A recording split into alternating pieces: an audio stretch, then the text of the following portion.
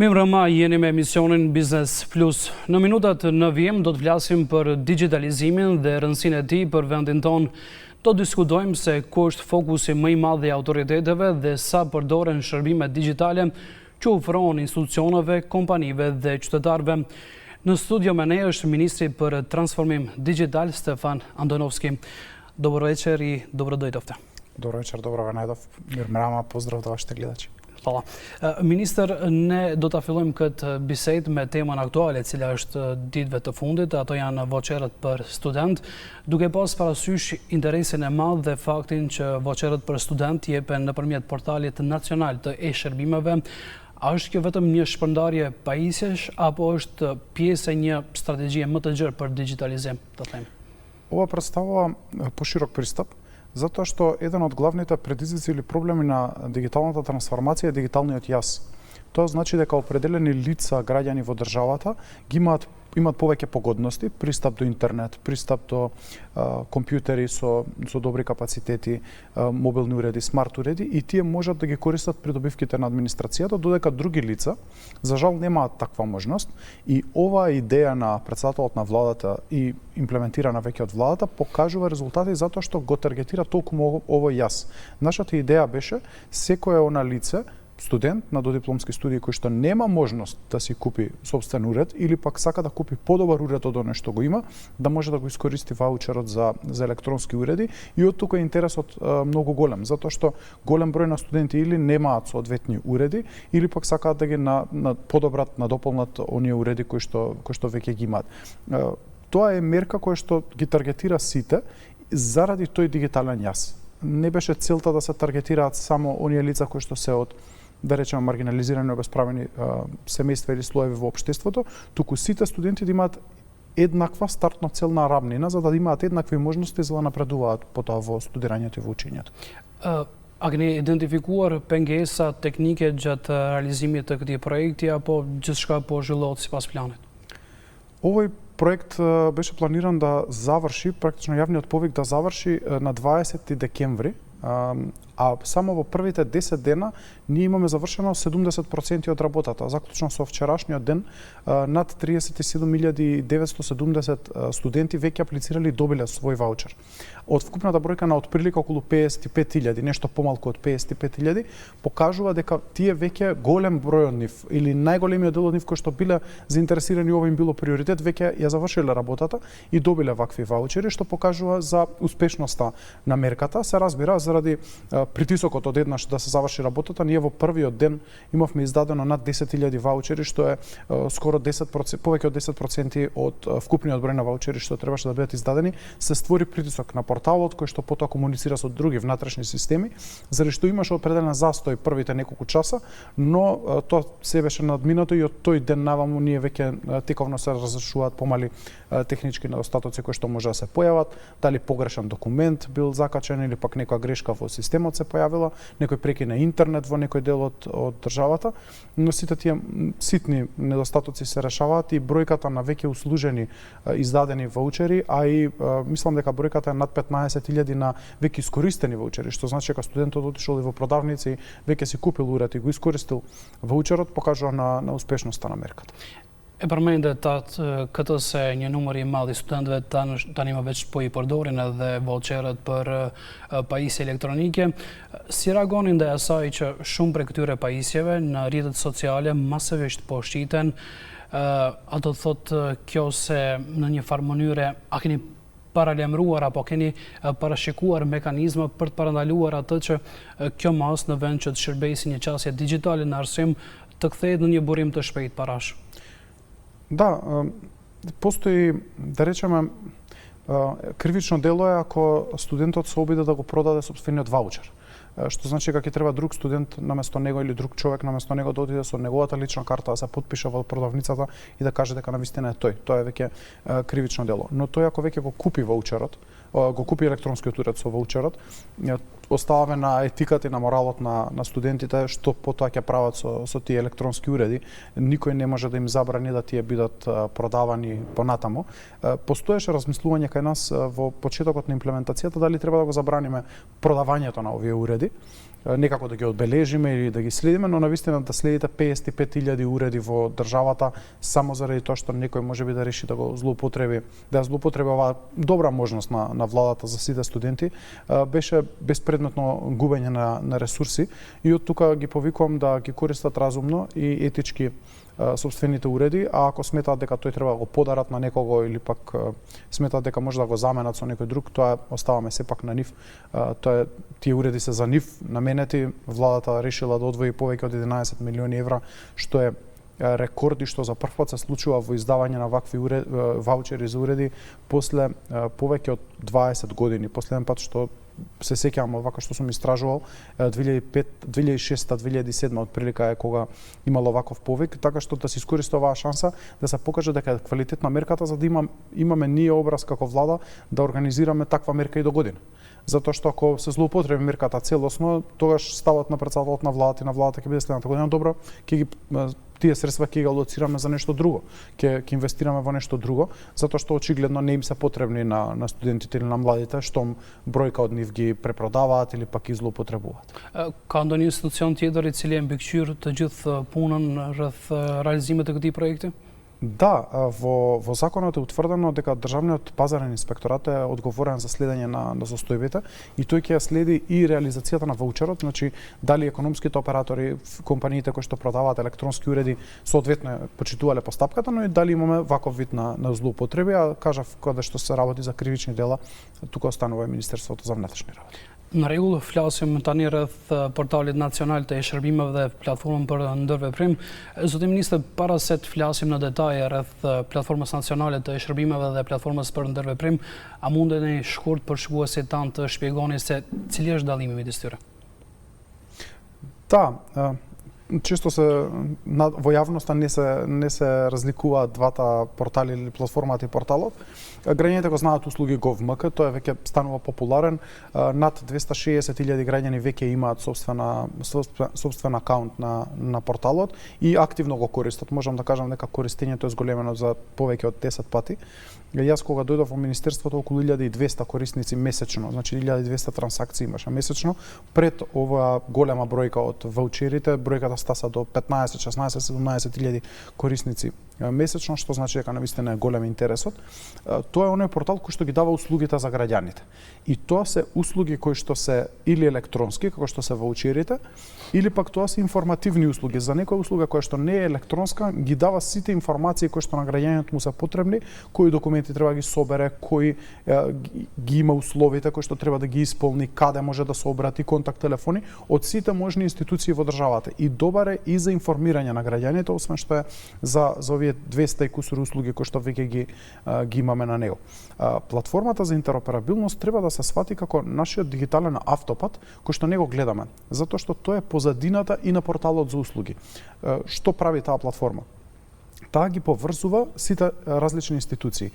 Практично, ако замислиме дека институциите се градовите околу автопатот кој што поминува низ средината на Македонија, тогаш овој автопат може да поврзе Скопје со Гевгелија, Тетово со Делчево, без тие меѓу себе да се поврзани директно. Порано се градеа билатерални врски помеѓу градовите, односно помеѓу институциите, и на тој начин се губеше многу ресурс, затоа што треба да речеме МВР да изгради 100 различни билатерални врски со 100 различни институции со кои што комуницира. Сега гради само една врска со порталот за интероперабилност или платформата за интероперабилност, така наречената магистрала, а таа потоа ги распределува информациите за кои што се наменети.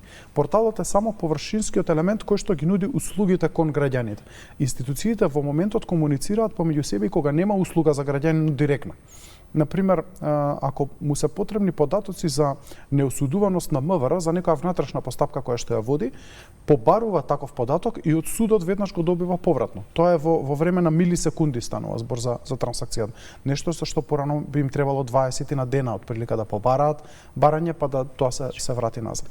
Така што платформата е навистина многу корисна, се поголем број на институции започнуваат да ја користат активно. Pikërisht kjo do të ishte edhe pyetja ime e radhës, për arsye se në të kaluarën është deklaruar disa herë se është numri i vogël institucioneve të cilët e përdorin platformën digjitale për ndërveprim, si është situata sot me институционот да се да ја продорен като платформа? Да, подобрено е значително. Јас кога дојдов нешто околу 50 на 55 институции ја користи, а сега имаме околу 78, со тоа што дозволивме и приватниот сектор да се закачи и да ги користи придобивките од платформата целосно бесплатно. Бројот на трансакции е пораснат за октомври, ми е последниот податок, на 2,5 милиони трансакции месечно, што е отприлика 160% раст споредно со просекот од минатата година по месеци. Така што и минатата година веќе имавме раст, започна да го користат активно многу голем број на институции и компании, годинава е тоа значително поголемо и очекувам да тоа и расте во периодот кој што ќе следи, затоа што клучни институции, не знам како Царината, Народната банка, Министерството за внатрешни работи, Управата за јавни приходи, веќе го препознаваат платформата за интероперабилност и ова е нешто од кое што ние не отстапуваме како министерство, независно кој проект за дигитализација каде се случува. Веќе не смее да се дозволат паралелни системи за интероперабилност кои што комуницираат паралелно со националната платформа. Многу едноставно зошто? Заради безбедност. Немаме капацитет како држава да се грижиме за сите системи за интероперабилност. Овој сме го изградиле, квалитетен по сите европски стандарди е направен. Ова е проект што од 2014 година започнат, прв пат реализиран 2018-19 и еве се одржува толку време. Работиме сега на надградба, нова опрема, поквалитетна. Надминавме некои софтверски предизвици кои што ги имаше за останати, така што многу е лесно закачувањето, многу е ефтино за институциите да обезбедат опрема за закачување, така што само треба да се користи. Përmendat që edhe sektori privat është i kyçur në këtë platformë dhe shërbimet i merr falas. Më intereson ajo se cilat kompani kanë interesim më të lartë për të bërë pjesë e platformës. Да, добро прашање. До сега најмногу интерес покажа банкарските институции, дали се финтек друштвата или банките независно, осигурителните компании и телеком операторите. И можам да кажам дека најверојатно заради неколку состаноци со банкарската асоциација, но и со стопанските комори, некако се зголеми интересот од приватниот сектор, особено тие кои што им се потребни да влечат податоци за клиенти на дневна основа. И ова е доста успешен проект. Мислам дека главниот дел на зголемување на трансакциите доаѓа и од приватниот сектор и навистина ме радува тој пристап. Првото прашање кој што го поставуваат колку треба да плаќаме за податоците. Pyetja tjetër do të jetë a do të jetë në të ardhmen falas shërbimet që ti ofron kjo platformë? Добро прашање. Приклучувањето на платформата од новиот договор кој што ќе го склучиме скоро, ќе биде натовар на институциите, односно на приватниот сектор, ако тие сакат да се закачат. Тоа се незначителни трошоци за приватниот сектор, а трансакциите кои што ги прават ќе останат бесплатни во наредниот период, затоа што навистина ќе имаме многу работа со државните институции да им помогнеме да се закачат и немаме капацитет да се посветиме на приватните толку. Ова беше прва промотивна фаза, да речеме, во која што ние работевме работата за нив, но сега таа техничка работа за која што тие веќе имаат и тимови и компании ангажирано или пак внатрешни сектори ќе треба сами да направат, ние ќе изготвуваме упатства, веќе имаме упатство како тоа треба да го направат. Mirë, të flasim tani për portalin nacional të e-shërbimeve. Më herët përmende se ky portal ofron mbi 200 shërbime. Më intereson ajo se si shërbimet të cilët i ofron ky portal e lehtëson punën e kompanive, por edhe jetën e përditshme të qytetarëve. Па мислам дека многу го олесни пристапот до основните сертификати и потврди кои што граѓаните и компаниите ги бараат. Еве многу едноставен пример со потврдите за неосудуваност, често ги кажувам, тие ги користат и компаниите и граѓаните самостојно. 3 потврди се казнена евиденција, кривична евиденција и потврдата за неизгубена деловна способност. Ако некој од ќе земеме некој подалечен град, Дебар, работеше во Скопје, за да извади потврда за неосудуваност, сигурно ќе му требаат 2 дена. Еден ден да отиде да ја поднесе во судот што е надлежен, да се врати, затоа што таа никогаш не беше подготвена во истиот ден, и потоа да отиде втор пат и да си ја добие. Ова предизвикуваше да вие по секоја цена или да изгубите 2 работни дена, не знам како ќе се оправдате кај вашиот работодавач, или пак да најдете некоја врска која што ќе ви помогне да тој побрзо тоа барање се изготви. И ме радува што и судовите ја препознаа можноста и веќе скоро и да не издаваат хартиени потврди за неосудуваност, туку сите граѓани ги пренасочуваат на порталот и тоа навистина е позитивно, затоа што сега тоа лице кое што живее надвор од Скопје, односно живее во Скопје, а потекнува од некој друг град, буквално за помалку од 10 минути ја добива потврдата од дом. Дали е 20 часот навечер во недела или е 7 часот изутрена во некој работен ден, независно, тој веднаш ја добива потврдата која што му е потребна. Тоа е начинот на кој што работиме. Се обидувам да ги дигитализираме услугите кои што граѓаните најмногу ги користат, им се најпотребни како потврди, но ова не е последниот чекор на дигитализацијата. Последниот чекор е како услугата што ни е со ваучерите, да вие не собирате документи паралелно со процесот. Туку да вие аплицирате за услуга, субвенција, помош, социјална помош, некое барање кое што го имате, а државата позадински преку платформата за интероперабилност ги прибере сите тие потврди и документи и на крајот само вие испорача услугата. Тоа е финалето кое што треба да се случи, но за да го направиме тоа, мораме да ги дигитализираме сите регистри во државата, овие потврдите поединечни, за тие потоа да се спојуваат во една целосна услуга. Kjo në fakt është e mira e digitalizimit, ku qytetarët përveç asaj që kursejnë në kohë, kursejnë edhe para për të harxuar shpenzime të transportit, themi, siç e morë shembullin me Dibra. Тоа го запира и процесот на бизнис. Вие наместо да трошите време за вадење на потврда, да чекате во ред за уверение за државјанство, за потврда за неосудуваност, за извод од матична книга на родени, вие си работите својата работа, а паралелно со тоа брзо ќе извадите услугата. Një pyetje tjetër që parashtrohet shpesh është ajo se sa realisht janë të pranueshme dokumentet digjitale, apo qytetarët ende janë të obliguar të kenë me vete letra të themi të printuara me ndonjë vull. Мислам дека да до граѓаните никогаш не би носеле хартиени документи, затоа што тие веднаш кога им беше дадена можноста да ги користат овие електронски документи, веднаш сите драстично се зголеми користењето на порталот и на електронските услуги. Проблемот е кај институциите.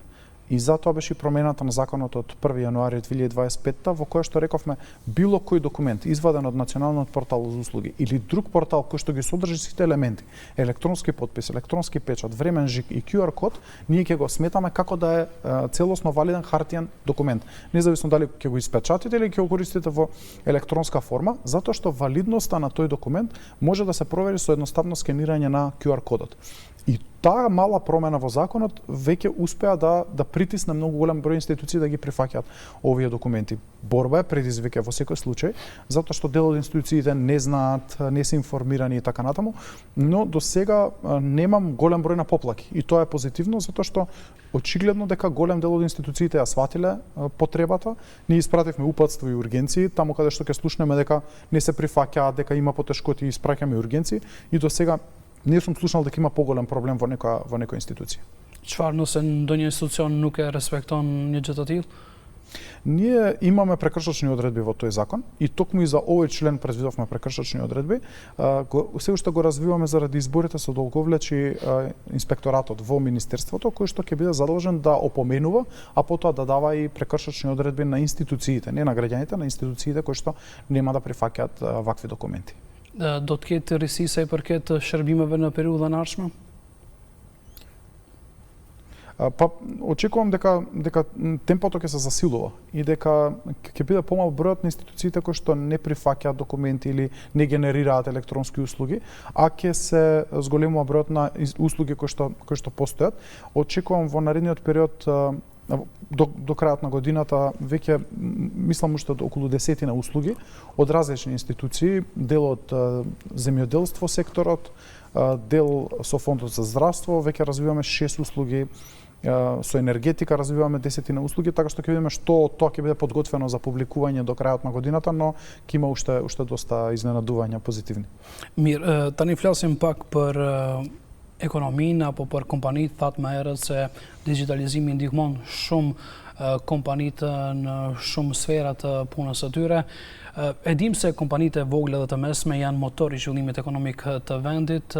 Më intereson ajo se sa shteti ndihmon kompanitë e vogla dhe të mesme që të zhvillohen në pjesën e tregtisë, e cila është shumë aktuale periudhën e fundit dhe ekonomisë digjitale. Да, тоа е многу важно прашање, затоа што се фокусиравме на државните прашања, прво или дигитализацијата на државата, многу затоа што државата некако заостануваше за приватниот сектор. Особено зад големите компании во приватниот сектор, тие беа навистина напредни. Малите и средни предпријатија навистина сметам дека им треба помош и тоа не сметам дека е толку помош во смисла на финансиски средства, иако и тие секако се потребни, туку на знаење и на план како треба да се работи. Тука ние го финансираме Европскиот дигитален иновацијски хаб и мислам дека е многу важна можност, не сум сигурен колку од компаниите го познаваат. Очекувам во наредниот период да се отворат уште неколку вакви дигитални иновацијски хабови. Што му е задачата? Тоа е електронска платформа, не е физички дека треба некаде да одите, на кој што имате каталог за услуги. Една од услугите која што е многу корисна за малите и средни предпријатија е план за дигитална трансформација. Што значи дека овој дигитален иновацијски хаб бесплатно за вас, затоа што државата го финансира, а е кофинансирано од Европската унија, ќе изработи план за тоа мала или средна компанија, како најдобро да го искористи потенцијалот во дигитализација. Кога тој план ќе се изработи технички точен, прецизен, со фази, со чекори, секоја компанија ќе може да преземе и да види кои се придобивките и тогаш да ги преземе и чекорите. Со овој консалтинг мислам дека тие ќе успеат да набават опрема која што е соодветна, да го испланираат процесот како што треба и да видат кои се погодности кои што нив им се корисни. Така што ова е првиот чекор, во втората фаза ќе имаме и втора група на вакви дигитални иновацијски проекти и вториот елемент е укинувањето на фондот за иновации. Ние кажувавме дека тој фонд ја изгуби суштината на постоењето затоа што отиде повеќе во криминал отколку што работеше за поддршка на приватниот сектор и затоа отварањето на новата агенција за претприемништво, иновации и научно-технолошки развој. И очекувам дека со фузирањето на овие две институции поддршката за приватниот сектор значително ќе се зголеми. Тие почнуваат еден проект следната година за зазеленување на бизнисите. Се нарекува Green Transition in Digital Transformation of Businesses, што значи дека ќе инвестираат сериозни средства од ИПА програмата од Европската унија во мали и средни предпријатија за нивна повторно дигитална трансформација и транзиција, така што нека ги следат повиците на Инова, новата агенција, и нека размислуваат на каков проект би аплицирале. Многу е корисно ако прво поминат низ ЕДИХот, тој им даде некој план за дигитална трансформација и тие го искористат практично тој план како идеја со кој проект би аплицирале во новите проекти за зазеленување и за дигитална трансформација. Pra është një ide shumë e mirë për të përforcuar kapacitetet e tyre. Korupcioni është një pengesë tjetër e cila ju paraqet shumë problem kompanive vendore, por edhe atyre të huaja. Si planifikoni ju që nëpërmjet digitalizimit të arrini që zvogloni korupcionin, apo do të kemi vetëm një sofistikim për të kontrolluar edhe më mirë korupcion? Да, главно се огледува во спречувањето на ситната корупција, за ова што го зборуваме во емисијата, издавањето на потврдите, дали треба преку ред да најдете некој контакт, треба да платите некого за да нешто ви заврши некоја работа. Се уште сметам дека за крупната корупција нам ни се потребни активности на институциите кои што се занимаваат исклучиво со оваа тема, а дигитализацијата, платформата за интероперабилност и другите платформи помагаат за побрзо вмрежување на податоците, да стасате до податокот побрзо. И тоа мислам дека многу активно го прави, например, управата за финансиска полиција изминатиот период, ја закачивме на платформата за интероперабилност и веќе развива сервиси со соодветните институции за размена на податоци. Клучен елемент на дигитализацијата како помага е превенцијата од корупција. Затоа што системот не разликува која компанија на кого е. Не разликува дека определена компанија е блиска со некој и заради тоа треба да добие определена јавна набавка. Нашиот систем за јавни набавки уште од 2013 година е прилично софистициран од овој аспект и мислам дека и напредуваме во таа област и прават и крупни чекори за дигитализација, затоа што на тој начин превенирате дури оние кои што сакаат или го отежнувате процесот да стасаат до определен договор.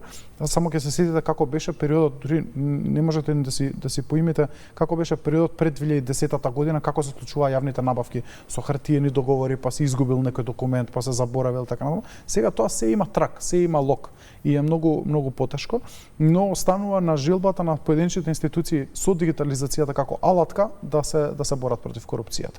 Sipas teje, deri ku jemi me digitalizimin dhe sa kona duhet që t'jemi themi një shoqëri e plotë e digitalizuar? E dim se është një proces i ngadalësuar i cili kërkon kohë. Да, Сега во моментот можам да кажам дека имаме поставено законската и техничката основа, што значи дека секоја институција која што сака да се дигитализира, зборувам за државна институција, веќе ги има сите можности. Не постои закон кој што го спречува некого да се дигитализира и не постои техничка пречка на државно ниво и со платформата за интероперабилност, со законите за сајбер безбедност, порталот за услуги, националниот регистар, ретко го зборуваме за население, кој што е базата на граѓаните во државата и кој што секоја институција која што има законско право може да ги користи тие податоци. Сите овие аспекти, документ менеджмент системот на државно ниво, стојат на располагање на секоја институција за да ги преземе кај себе. Дури огромен дел од нив не треба да трошат никакви средства за да можат тоа да го направат, им се потребни компјутери и интернет опрема во институциите. Така што останува на институциите да го изодат сега овој пат, а ние ќе лобираме, ќе ги притискаме да тоа го прават во соодветно темпо. Таргетот на председателот на владата, па на владата и мој е до крајот на мандатот да ние сите услуги кои што се најкористени, зборам за десетици илјади трансакции месечно, ги дигитализираме и да оставиме да на хартија бидат само некои помали услуги кои што, да речеме, помал број на корисници или пак не со профилот на корисници не е таков да не можат да ги користат или да нема потреба да ги дигитализираме, тие ќе ги оставиме како фокус за понатаму. На регул тани фласим ррeth рапортите фундит të Komisionit Evropian. Sipas Komisionit Evropian, Maqedonia ka shënuar progres, të themi, të dukshëm se i përket sigurisë kibernetike, shërbimeve digjitale dhe platformës digjitale për ndërveprim. Si do të arrini që ta mbani këtë bazë të qëndrueshme dhe të përshpejtoni adaptimin me standardet evropiane? Да, мислам дека јас на почетокот на мандатот ветив дека Министерството за дигитална трансформација ќе биде предводник на процесот на европеизација или на прифаќање на европските стандарди, затоа што за разлика од другите области, ова прашање за нас не е политичко прашање. Ова е прашање за услуга кон граѓаните, за забрзување на ефикасноста на администрацијата и ефективноста во работењето. И од тука мислам дека е многу важно да продолжиме со ова темпо, не толку заради стандардот во Европската унија, туку заради животниот стандард на македонските граѓани и компаниите тука, затоа што ние за тоа се бориме. Ако имаме добра економија во Македонија, ако фирмите се задоволни, ако се развиваат, тогаш ние ќе бидеме успешна држава. А фирмите бараат дигитализација. Ако прашате во било која област, единствено нешто што го бараат од државата е да биде таа дигитализирана и побрзо да одговара на нивните барања. Во наредниот период ќе се фокусираме на прашањата за дополнителни измени на законот за електронски комуникации за да го успееме да го стасаме роаминг како дома и да ги исполниме условите кои што се однесуваат на барања за стратегија, меки закони кои што потекнуваат иновативност во вештачката интелигенција. На тие две работи ќе бидеме фокусирани наредниот период и секако исполнување на условите од реформската агенда. Ние имаме уште еден чекор до декември 2025 година. Се надевам дека ќе успееме да го испорачаме и потоа имаме уште неколку чекори во 2026 година. Повторно сите тие сега веќе се пренесуваат од полето на закони кон полето на имплементација и работиме многу напорно да тие ги реализираме. Një tjetër gjë që cekat në raportin e Komisionit Evropian është ajo se Ministria për Transformim Digital duhet të përmirësoj kapacitetet në koordinimin e politikave digjitale. Si do të arrihet kjo kur e dim se në sektorin IT-s ka pak specialistë dhe ata pak që janë të orientuar drejt sektorit privat? Да, ние во годината, според некои пресметки, се дипломираат над 1000 студенти од сите области на IT, но сите тие се многу добро платени во приватниот сектор, а голем дел од нив работат уште пред да дипломираат. И тешко е да се привлечат кон јавниот сектор, но јас сум задоволен што во изминатата година ние вработивме отприлика околу 10 до 15 нови инженери, на 150 вработени 10% изголемување на бројот на вработени инженери е навистина според мене значајно прашање и тоа ја храбри динамиката на работа на министерството. Во наредниот период ќе се обидиме на истиот начин со дополнително ангажирање на лица да ја забрзаме динамиката, а делот на координацијата ние сме член и тоа и не се ни согласувам во цело со извештајот, ние сме член на скоро секоја работна група која што на владино ниво се однесува на дигитална трансформација и во наредниот период ќе продолжиме да учествуваме и во проектите кои што Министерство за финансии ги води, дали е здравство, дали е Министерство за социјална политика, демографија и млади има огромен проект за регистарот на социјала, така што ќе продолжиме да учествуваме во сите тие работни групи, затоа што овој процес е на целата влада и на целото општество. Не може да биде процес на една институција, на едно министерство, макар и колку да било тоа подготвено, така што мора да биде процес на целото општество кој што ќе се движи во иста насока на дигитална трансформација и само така ќе имаме успех. Thatë se keni realizuar si ministri disa reforma thelbësore. Ne dim se në kuadër të planit për rritje ekonomike të Bashkimit Evropian, një ndër kushtet është edhe reformat në digitalizim. Sa këto reforma kanë ndikuar që të krijon hapësira të reja financiare për vendin tonë? Да, нашите реформи, 3 од 4 чекори до јуни месец кои што беа донесени се наши на Министерството за дигитална трансформација. Тоа се измените на Законот за архива кој што овозможува електронско архивирање, Законот за кој што овозможува дигитален паричник, електронски подпис, електронски идентитет за граѓаните и Законот за сајбер безбедност кој што се однесува на големата слика на сајбер безбедноста во државата. Со ова обезбедивме околу 18 милиони евра средства за државата, од кои што 7 милиони евра се директна буџетска поддршка, останатите се инфраструктурни проекти, средства за инфраструктурни проекти кои што ќе се користат во периодот кој што следи.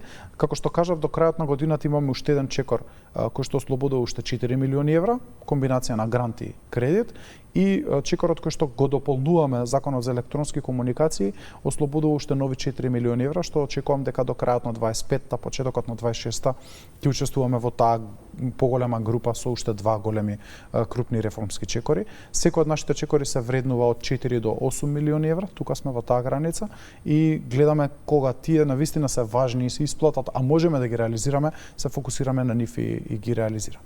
Duke e ditur situatën si është në ekonominë tonë, çdo denar plus është i vlefshëm. Jemi në fund të emisionit, kam edhe disa pyetje të shkurta rreth sigurisë kibernetike dhe mbrojtjes të dhënave të qytetarëve.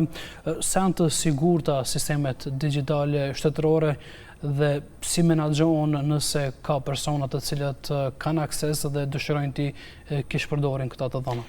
Јас често зборувам дека системот беше оставен на заштита како ќе реши определениот проектен менаџер во определената институција. Немаше едно тело кое што се грижи за сајбер безбедноста на сите институции или барем ја мониторира, затоа што по новите правила секоја институција е одговорна за својата сајбер безбедност, но некој треба тоа да го следи, да го прати. Со новиот закон ние утврдуваме конкретна надлежност дека за владините институции, органите на државната управа, Министерството за дигитална трансформација гради владин ЦИРТ, се нарекува Центар за одговор на сајбер инциденти, кој што ќе мониторира трафикот, движењето на податоците кои што се однесуваат на државните системи, значи во органите на државна управа, министерства, агенции. Во таа насока, јас можам да зборам за системите кои што се во Министерството за дигитална трансформација, неколку пати ги тестираме. Најголем дел од недостатоците се со ниско ниво на опасност, така што тие се надминуваат тековно и можам да ги убедам граѓаните да бидат спокојни затоа што овие системи за кои што зборуваме денеска, платформата за интероперабилност, националниот портал, централниот регистар на население, документ менеджмент системот, ревносно ги следиме и секои недостатоци кои што може да се појават ги решаваме тековно. Видете, често зборувам, сајбер закани имало и ќе има засилено во периодот кој што следи. Ниту една држава не е имуна, ниту пак може да се заштити на тоа ниво да никогаш не се случи или не се почувствува. Но важно е како реагирате на секој од нив и дали ги штитите податоците на граѓаните тековно или тоа го правите еднаш во 10 години, проверувате па гледате какви се нерегуларности излегле, но во секој случај можам да кажам дека се многу позаштитени податоците таму отколку што се во некоја хартиена архива во некоја институција која што лесно може да се запали, да се поплави, па таа за секогаш да се изгубат тие податоци, тука се чуваат и ние скоро сите податоци ги чуваме на 2 до 3 различни локации и секогаш можеме да повикаме втора или трета локација за да ги заштитиме податоците на граѓаните. Истекувањата се случуваат исто така. Многу често тие истекувања на податоци на интернет се заради да кажеме пониското ниво на сајбер хигиена на граѓаните, на корисниците, тука се и административците, кои што своите да речеме пасворди ќе ги напишат на некој ливче, па некој ќе го види, или пак еден ист пасворд го користат за сите можни потреби кои што ги имаат на интернет. Кликаат на несоодветни линкови, на несоодветни веб страници. Јас често зборав и за забраните на нелегалните онлайн игри на среќа и таму кликаат луѓето, остават своји лични податоци, потоа тие податоци не знаат каде се може да се користат. Така што овие злоупотреби ќе продолжат и во наредниот период да се случуваат. Нормално е, работиме на проекти за дигитална писменост кои што треба да поткренат ова ниво на дигитална писменост, но ова е борба која што тековно ќе трае. Ова не се завршува еднаш за секогаш. Për fund kam edhe një pyetje, nga çfarë duhet patur kujdes më së shumti qytetarët kur i përdorin shërbimet digjitale, si shërbimeve të cilat i ofrojnë institucionet shtetërore, por edhe shërbimet tjera të cilat janë online. Да, треба да се внимава на личните податоци. Особено треба да се внимава на кого ги споделувате тие податоци. Ние сме прилично внимателни кога станува збор за да не дознае пасворд некој од семејството, но многу лесно оставаме пасворди на различни кориснички профили. Ние работевме на систем за единствена најава и кога оставате податоци на државните институции, тоа е целосно безбедно и тие никој не ги гледа освен вас. Може да се променат, може да се заштитите ако се случи да некој ви упадне, ние ќе работиме ќе се јавите на телефон во контакт центарот, ние тоа ќе го подобриме, но надвор од порталот треба да се биде многу внимателен. Еве последно што се случи интересно е дека некој ги злоупотребил буквите на Microsoft и мајмунче Microsoft со мали измени во текстот, дури не можете да ги забележите, и праќа мејлови од таква адреса да вие сметате дека Microsoft ви испратил адреса дека треба да си го смените вашиот пасворд. И вие кликнувате да го промените пасвордот, тоа ве носи на лажна страница на Microsoft која што ги краде вашите податоци. Стануваат веќе многу софистицирани овие измами кои што се прават кон граѓаните во светот, не само кај нас, и со помош на вештачка интелигенција и веќе стануваат и многу вешти и овие измамници, така што треба да биде многу внимателен. Вие не разговарате кога ќе излезете на улица со некој непознат, иако се наоѓаме во држава од 1,6-1,7 милиони жители, сите се знаеме меѓу себе. Внимавате со кого разговарате кога ќе отидете во трговски центар, но не внимавате со кого разговарате на интернет со неколку милиарди жители кои што постојат и не знаете какви им се намерите. Треба истата внимателност која што имаме во животот надвор од дома, да имаме и на интернет. Тука и крајот на емисијата. Јас ви благодарам што бевте дел и што отворено разговаравме за темите кои ја засегат економијата, институциите и граѓаните. Ние ќе продолжиме да ја следиме работата и резултатите на вашето министерство. Ви благодарам уште еднаш. Благодарам многу на можноста. Фалемендерите. Shkues ndëruar, patët kështu mundësi të ndiqni bisedën me Ministrin për Transformim Digital Stefan Andonovski.